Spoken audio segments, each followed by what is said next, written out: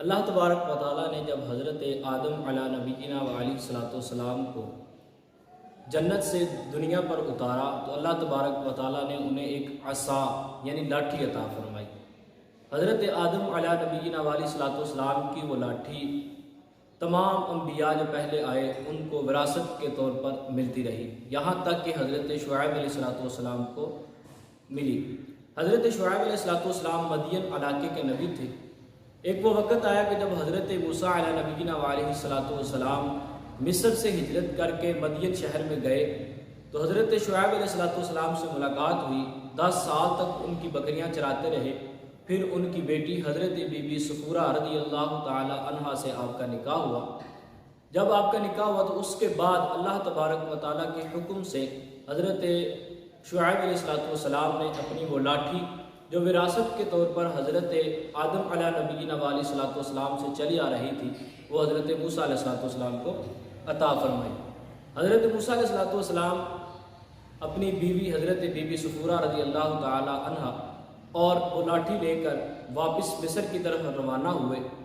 تو راستے میں مقام طوبا پر اللہ تبارک و تعالیٰ نے اپنی خاص تجلی سے حضرت موسیٰ علیہ نبینا و علیہ الصلوۃ والسلام کو نوازا اور نبوت عطا فرمائی۔ اس وقت اللہ تبارک و تعالیٰ نے حضرت موسیٰ علیہ الصلوۃ والسلام سے ایک سوال کیا۔ اللہ تبارک و تعالیٰ نے اس کو قرآن پاک کے اندر محفوظ فرمایا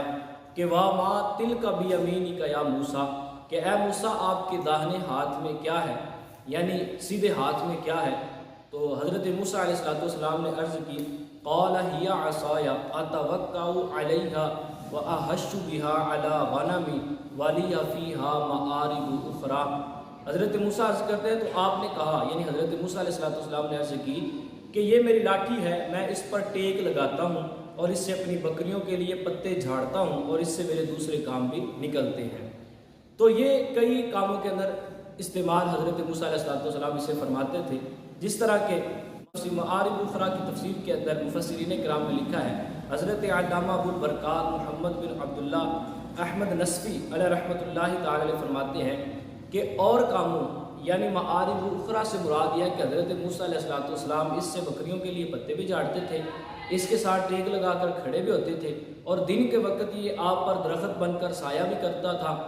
اور اسی طرح رات کے وقت اس کے اوپر جو 2 اس کی شاخیں نکلی ہوئی تھی اس کے عصا کے اوپر، وہ رات کے وقت مشعل کی طرح یعنی ایک دیے کی طرح روشن ہو جایا کرتی تھی، اور اس سے حضرت موسیٰ علیہ الصلوۃ والسلام کو رات کے وقت روشنی ملتی تھی۔ تو یہ اور بھی بہت سارے کاموں کے اندر حضرت موسیٰ علیہ الصلوۃ والسلام نے اس کو استعمال فرمایا۔ اس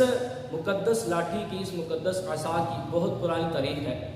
اور اس کے اندر بہت سارے تاریخی واقعات موجود ہیں۔ حضرت موسیٰ علیہ الصلوۃ والسلام کے بہت سے معجزات بھی اس سے نمودار ہوئے، جس طرح کہ ایک بہت بڑا مشہور معجزہ حضرت موسیٰ علیہ الصلوۃ والسلام کا اس عصا سے ایک بہت بڑا سانپ بنا دینا، کہ جس طرح واقعہ اس کا کچھ اس طرح ہے کہ جب فرعون کو حضرت موسیٰ علیہ الصلوۃ والسلام نے دعوت دی اسلام کی تو اس نے روگردانی کی اور وہ اپنے آپ کو خدا مانتا تھا، تو حضرت موسیٰ علیہ الصلوۃ والسلام نے اپنے معجزات دکھانے کی اسے کہا۔ اس نے بھی آپ سے سوال کیا کہ آپ اپنی نبوت پر کوئی دلیل پیش کریں، تو حضرت موسیٰ علیہ الصلوۃ والسلام نے جب دلیل پیش کرنا چاہا تو اس نے کہا کہ تمام جتنے بھی جادوگر ہیں ان کو اکٹھا کیا جائے۔ سارے جادوگروں کو اکٹھا کیا گیا، ایک میلہ لگوایا گیا۔ وہاں جب لوگوں کا بہت بڑا ہجوم ہو گیا تو اس وقت اس نے کہا ان جادوگروں کو کہ تم اپنے کرتب دکھاؤ اور حضرت موسیٰ علیہ الصلوۃ والسلام کو تم نے ہرانا ہے۔ تو حضرت موسیٰ علیہ نبینا و علیہ الصلوۃ والسلام بھی وہاں موجود تھے، اور جادوگروں نے اپنی رسیاں اور جو ان کے پاس چھوٹی چھوٹی لاٹھیاں تھیں وہ انہوں نے زمین پر ڈالی تو وہ سانپ بن گئے اور پورے میدان کے اندر جو ہے وہ پھرنے لگ گئے۔ ساری قوم ان کے ڈر سے بھاگنے لگ گئی، کوئی ادھر بھاگ رہا ہے کوئی ادھر بھاگ رہا ہے، بد حواس ہو گئے لوگ۔ تو حضرت موسیٰ علیہ الصلوۃ والسلام کے دل کے اندر بھی اس وقت خوف پیدا ہوا، تو حضرت موسیٰ علیہ نبینا و علیہ الصلوۃ والسلام سے اللہ تبارک و تعالیٰ نے ارشاد فرمایا کہ اے موسیٰ آپ ڈریں نہ، آپ بس اطمینان رکھیں، انشاءاللہ اللہ تبارک و تعالیٰ آپ ہی کو غالب کرے گا۔ تو اس وقت اللہ تبارک و تعالیٰ نے آپ کو حکم دیا کہ آپ اپنا عصا جو ہے یہ زمین پر ڈالیں۔ جب حضرت موسیٰ علیہ الصلوۃ والسلام نے اسی اپنے عصا کو جو حضرت آدم علیہ نبینا و علیہ الصلوۃ والسلام سے وراثت میں چلا آ رہا تھا جب زمین پر ڈالا تو ایک بہت بڑا اژدہا یعنی سانپ بن گیا، اور اس نے ان چھوٹے چھوٹے سانپوں کو نگل لیا، کھا گیا۔ اس وقت جادوگروں نے دیکھا اور وہ پکار اٹھے کہ آمنا برب ہارون و موسیٰ، کہ ہم حضرت ہارون اور حضرت موسیٰ علیہ السلام کے رب پر ایمان لے آئے۔ اس وقت فرعون نے ان جادوگروں سے ناراض بھی ہوا، انہوں نے ڈانٹا بھی اور ان کو دربار سے نکال دیا، لیکن جادوگر مسلمان ہو گئے، حضرت موسیٰ علیہ نبینا علیہ السلام پر ایمان لے آئے۔ تو یہ ایک بہت عظیم معجزہ جو ایک چھڑی کے ذریعے اللہ تبارک و تعالیٰ کے رسول حضرت موسیٰ علیہ نبینا علیہ السلام نے دکھایا۔ اسی طرح اسی عصا کے ساتھ جب بنی اسرائیل کی قوم پر اللہ تبارک و تعالیٰ کے حکم سے جب وہ ہجرت کر کے فرعون کے شہر سے نکل کر ملک شام کے اندر آنے لگے تو راستے میں جب دریا کے قریب پہنچے تو اس وقت پیچھے سے فرعون کی فوج نے بھی چڑھائی کر دی، تو اس وقت وہ پریشان ہو گئے کہ اب کیا کریں گے، اور حضرت موسیٰ علیہ السلام کے ساتھ جو بنی اسرائیل کی قوم تھی وہ بھی پریشان ہو گئی۔ تو حضرت موسیٰ علیہ السلام مطمئن تھے اور انہیں اللہ تبارک و تعالیٰ کی طرف سے حکم آیا کہ آپ اس دریا کے اوپر اپنا عصا ماریں۔ جب حضرت موسیٰ علیہ السلام نے اس دریا پر اپنا عصا مارا تو اس میں 12 راستے بنا دیے۔ حضرت موسیٰ علیہ السلام اور ان کی قوم ان راستوں سے گزر کر جو ہے وہ دریا پار کر گئی۔ یہ اسی عصا کا کمال تھا، اور حضرت موسیٰ علیہ السلام کو اللہ تبارک و تعالیٰ نے جو معجزہ عطا کیا اس معجزات کا جو ہے ان معجزات میں سے اس ایک معجزے کا کمال تھا کہ اللہ تبارک و تعالیٰ کے حکم سے جب آپ نے دریا پر وہ عصا مارا تو اس کے اندر 12 راستے بن گئے، اور حضرت موسیٰ علیہ نبینا علیہ السلام ان راستوں سے گزر کر اور اپنی قوم کے ساتھ دریا پار کر گئے۔ لیکن جب فرعون آیا تو اس نے دیکھا کہ دریا کے اندر راستے بنے ہوئے ہیں، تو وہ بھی گزرنا چاہ رہا تھا۔ تو جب وہ درمیان میں پہنچا، دریا کے بالکل درمیان میں پہنچ گیا، تو دریا نے دوبارہ اپنی موجوں کو واپس کیا اور دریا نے وہ راستے بند کر دیے، اور فرعون اور اس کی قوم کو جو پورا اس کے ساتھ لشکر تھا، فوج تھا، اس کو ڈبو کے مار دیا۔ تو یہ ایک عصا کا کمال اور حضرت موسیٰ علیہ السلام کے معجزات میں سے ایک معجزہ تھا۔ پھر اس کے بعد جب بنی اسرائیل کی قوم میدان طے کے اندر پہنچی، اس وقت انہوں نے لڑنے سے انکار کر دیا اور حضرت موسیٰ علیہ السلام سے کہا کہ آپ اور آپ کا رب ہی لڑیں، ہم اس جنگ میں نہیں لڑ سکتے۔ تو اس وقت حضرت موسیٰ علیہ السلام اور ان کی قوم جو بنی اسرائیل ان کے ساتھ تھا، مکان طے کے اندر جو ہے وہ ان کو اللہ تبارک و تعالیٰ نے محصور کر دیا، اور وہاں سے انہیں نکلنے کا راستہ ہی نہیں مل رہا تھا۔ تو اس وقت 40 سال تک بنی اسرائیل کی جو قوم ہے وہ اسی میدان کے اندر رہی، اور جب بھوک سے نڈھال ہو گئے تو اللہ تبارک و تعالیٰ نے اسی میدان کے اندر ان پر من و سلوہ اتارے۔ مان ایک شہد کی طرح کھانا تھا، اور سلوہ جو ہے یہ جو ہے وہ ایک بٹیرے کے جو ہے وہ گوشت تھا۔ تو اللہ تبارک و تعالیٰ نے انہیں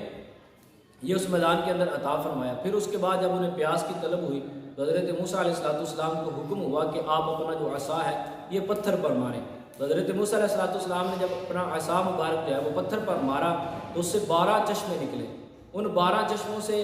12 جو ان کے سرداران تھے، 12 ان کی قومیں تھیں، فرعون کی جو بنی اسرائیل کی تھیں، 12 قومیں تھیں، 12 کے 12 کے لیے علیحدہ علیحدہ جو ہے وہ پانی نکلا، اور سب نے اپنے اپنے مقام کو پہچانا اور ان سے پانی لیا۔ تو یہ ایک عصا کے اتنے کمالات کہ اللہ تبارک و تعالیٰ نے اس کے اندر اتنی برکتیں رکھی کہ اگر یہ سمندر پر مارے تو راستے بنا دیتا ہے،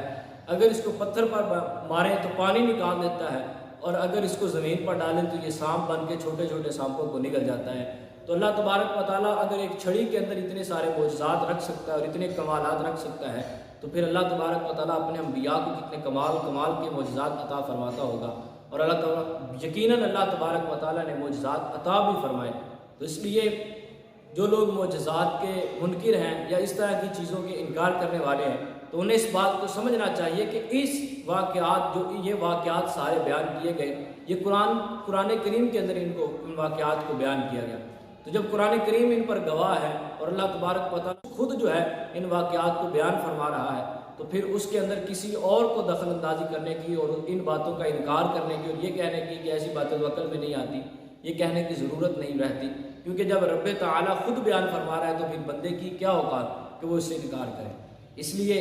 اللہ تبارک و تعالیٰ جو فرماتا ہے وہ جو کرتا ہے اس کے اندر ساری اس کی حکمتیں ہوتی ہیں۔ انبیاء کرام علیہ السلام کو اللہ تبارک و تعالیٰ معجزات عطا فرماتا ہے تاکہ لوگ ان کو دیکھ کر اس بات کا یقین کر سکیں کہ یہ عام انسانوں کی طرح نہیں ہے، بلکہ اللہ تبارک و تعالیٰ نے انہیں بہت سارے کمالات عطا فرمائے ہیں۔ اگر جادو کا اثر ہوتا حضرت موسیٰ علیہ السلام پر، جس طرح کہ فرعون اور اس کے حواریوں نے کہا تھا،